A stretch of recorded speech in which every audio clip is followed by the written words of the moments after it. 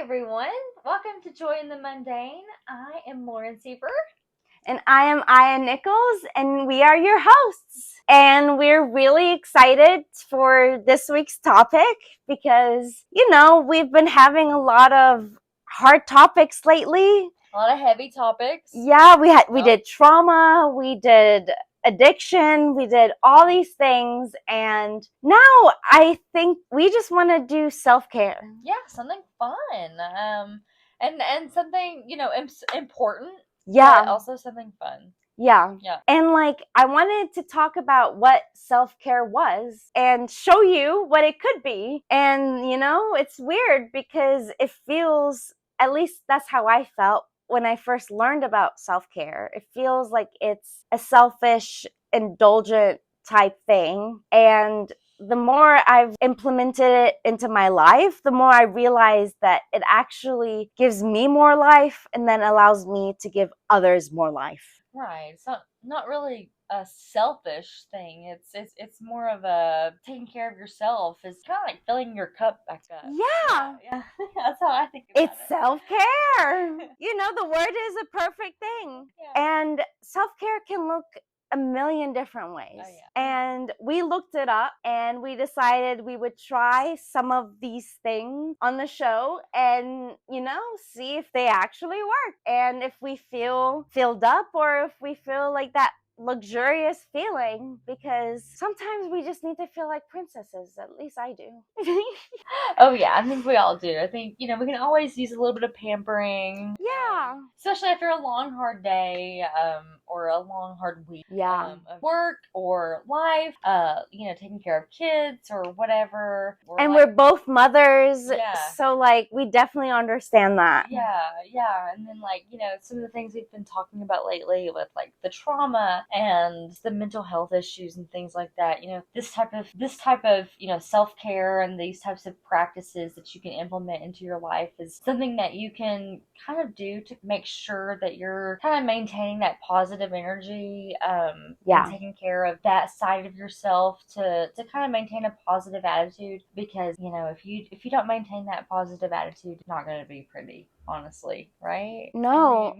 I think that's when bitterness starts, especially since we all need to take care of that part of ourselves. We all have our soul that needs to feel special and needs to feel taken care of. And sometimes it's hard to take care of it because we don't have the time or we don't have the money. We're both mothers. We're both poor.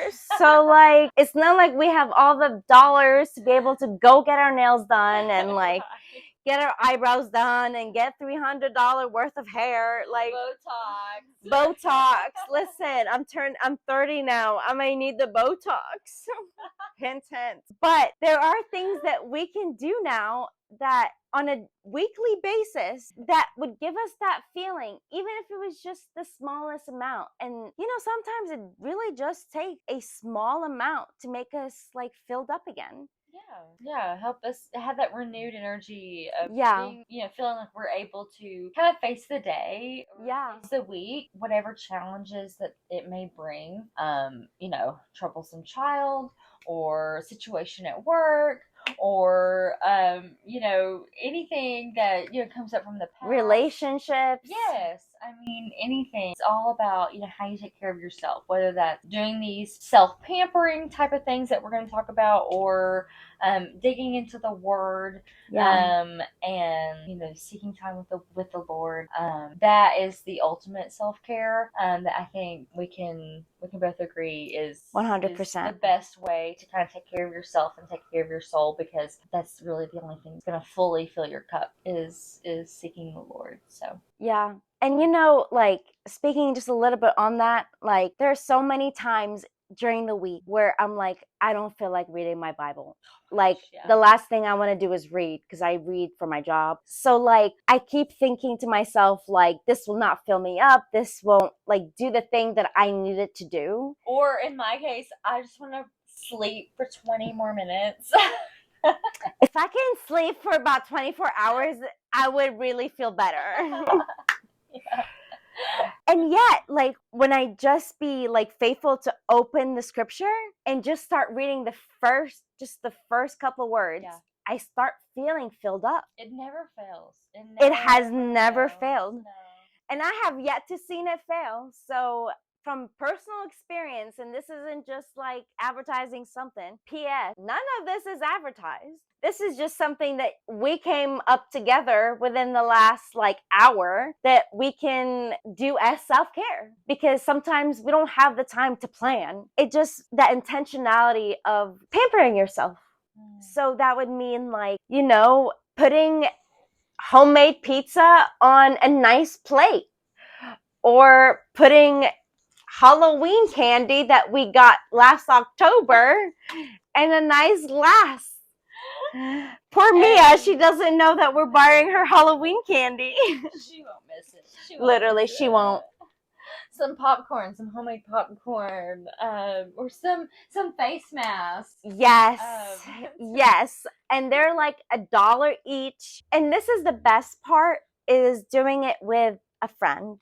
Yeah. Like having something like this, and we're doing this in the middle of the week. Like we're not doing this on a Saturday or a Friday. So, and it's we have jobs.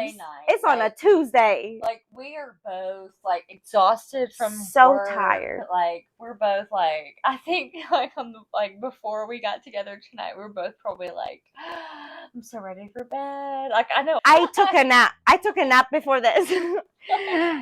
But now that we're doing it, I feel excited, like a part of me is being filled up. And so like grabbing a friend and being like, let's pamper ourselves with the things that we have. So that's exactly what we're gonna do.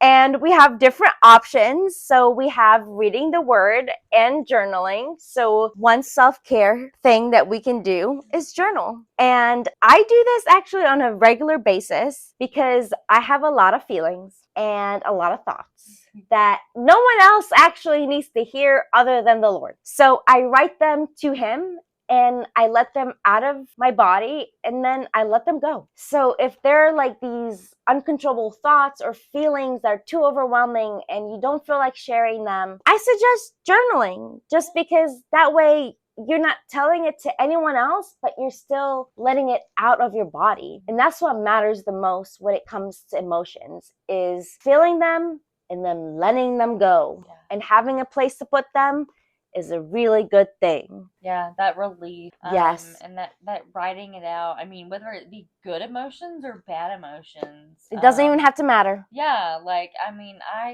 I'm not as good about it now, but like a few years ago, like I would journal like constantly throughout the day, and now it might be like once or twice a week. Yeah.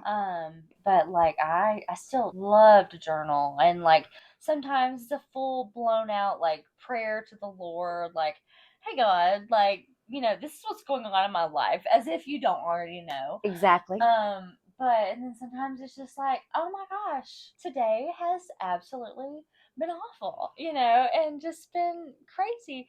And I think however that looks like for you is up to you, because there is no cookie cutter way to do it. It's literally just that physical activity of pen to paper, that kind of just has that chemical release of the emotion, just letting it be known to God, of what's going on in your life, so much more than just speaking it in your heart or speaking it out loud, is when it's pen to paper. And and it just becomes more real. Yeah, and it's not for everybody, and if you don't, some people hate writing, that's okay.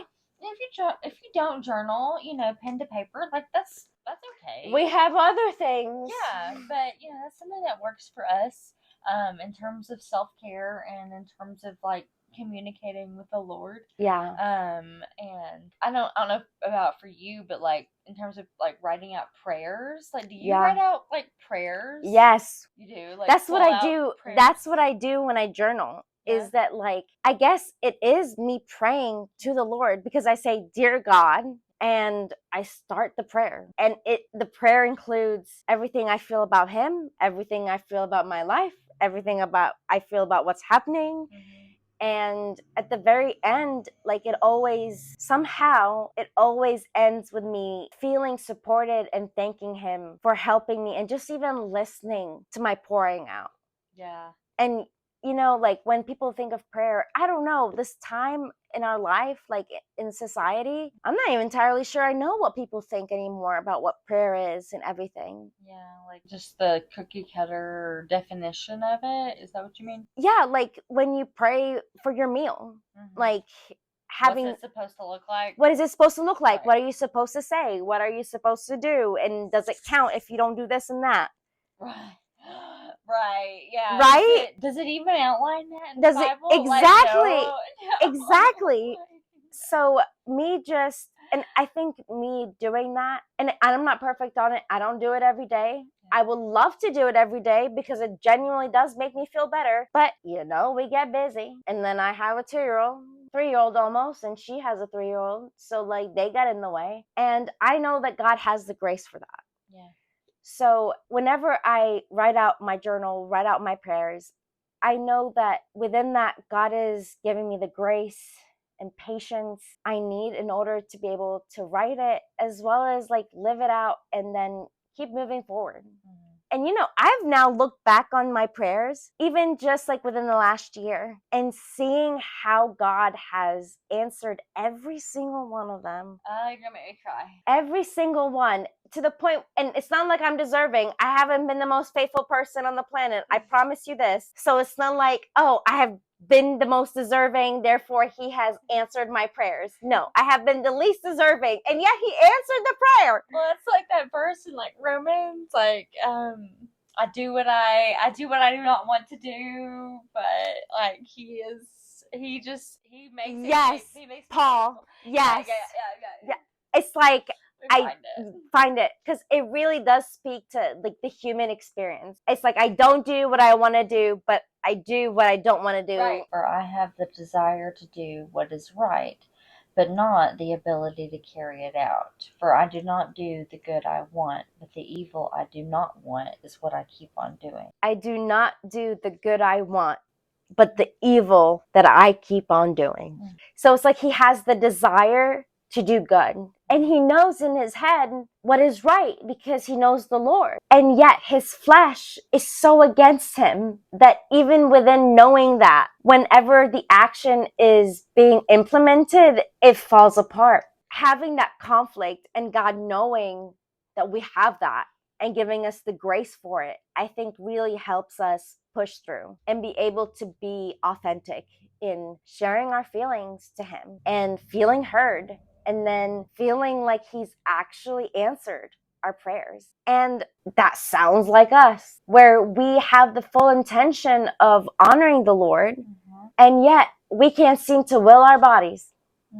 And having patience, the fact that God has patience with us. Yeah. So we should have patience with ourselves. And, you know, reminding ourselves that it's the little things that genuinely matter to our souls. So we're going to sit here and do some self-care things and see how much they work. And we have all the different kinds. So we have doing your nails and makeup and even creating your own perfumes. And we have pizza. And we have face stuff, facial masks and popcorn and candy. And we're going to sit here and do some art stuff because they always include art stuff in those pamphlets. So we're going to sit here and be little artistes. I mean, they say it's good for you. I don't know. I feel like I'm going to get stressed, but I did do an episode about how art affects your soul and the expression of it, and even the smallest expression can mean so much. So when I say the smallest expression, I genuinely mean it. So I don't know what it is that we're going to be able to fit on this, but we will do it. So let's see.